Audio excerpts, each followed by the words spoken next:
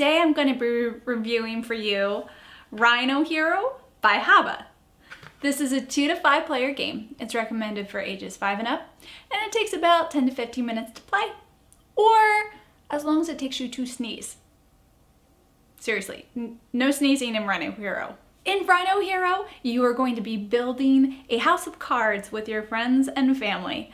And the goal of the game is to get rid of all of your rooftop cards. The way that you do that is by placing a rooftop card onto the house of cards and then adding a new room for the next player to build off of. If you're able to do that, then you will have succeeded in your turn. And now it's up to the next person to add to the house of cards without unsettling the whole thing. Now, on your little roof cards, they do have different actions or different calls to action that you have to do. Some of the cards will have like a little plus sign, and that means the next person to you is gonna have to draw an extra roof card. Darn it. There might be like a little arrow circle thing, a little arrow circle symbol, and that means that you're reversing the order. So there's just these very simple commands on some of the cards, but the best one is the Rhino Hero card. In that case, when you place a Rhino Hero card, you have to remove the little Rhino meeple from wherever he is in the apartment building and place it onto your floor. This is very tricky to do, especially when the house of cards gets about yay high. That's the basic idea of Rhino Hero. I'm going to send you over to my kids and let you hear what they thought about it. This is Rhino Hero. I put a rhino on the tower. You'll have a Rhino Hero card. So you're building a tower? Yeah. What happens when it gets really high? I fall off. Oh no! And this is what a tower looks like. Okay, so you're building it out of cards? Yeah. That sounds really hard. It's not actually super hard, but it is still super hard. And these are the cards. Okay. You burn them because these are the feet. So you're building a tower and you're trying not to knock it over. What's the best part about this game? What do you like the most about playing Rhino Hero? Put it on the card. This card. Oh, the one where you get to play two? Well, Lawrence, what do you like about playing Rhino Hero? This one and this one. Oh, you like the Rhino Hero card? How big have you got in your tower?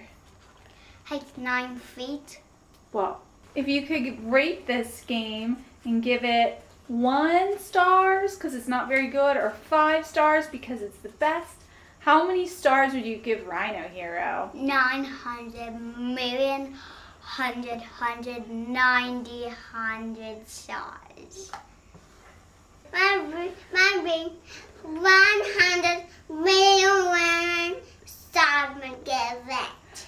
Rhino Hero is easy to teach. It's simple enough for my 3-year-old to learn how to play and understand the rules, but challenging enough for pretty much any adult to get a kick out of playing. The quality of the cards in this game, I was rather pleased with. They're extra sturdy. They're like really stiff cardboard.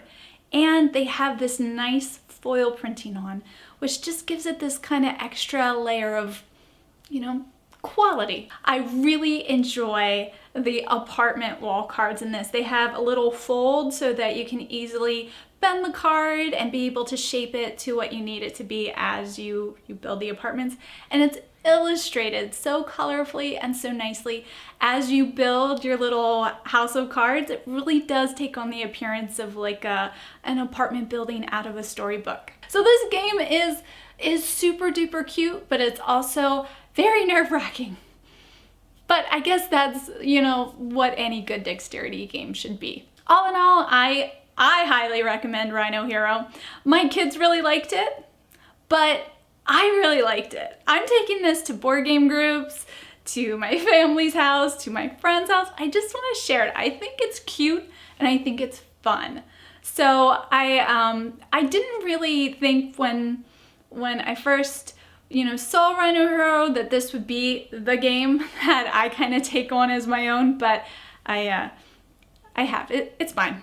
Rhino Hero is mine. Stays in my car. So thank you guys so much for watching this review. I hope you found it helpful. If you did like it, please let me know by giving it a thumbs up. I wanted to go over some of the comments that you left in my last kids review that I did of Monza. If you saw that review, you know that we had some issues with that game where it was just a little unfair. People would get stuck on different parts of the racetrack in that car racing game. We covered up the one tire that was making the bottleneck on the spot of the board with a little piece of tape. But some of you had some clever suggestions on how you chose to address this issue. One person commented and said that whenever someone rolls doubles or triples of a color, you automatically can change it to whatever color you wish, kind of like a wild. Also, I got an email from a follower who suggested instead of covering up the tires, just make all the tires wilds. It would just resolve the problem and you don't have to do anything to your board then. I thought these were both really clever ideas and I just thought I'd share them with you. Thanks again for watching. If you're new to my channel, please consider subscribing. I'd love to have you be a part of this little community. And I hope you guys have a great day. Stay safe and happy gaming.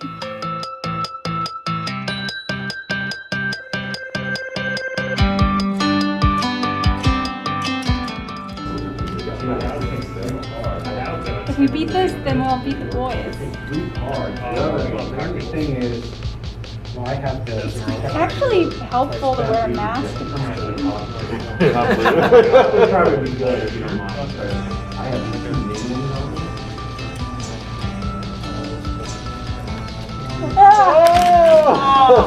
Oh!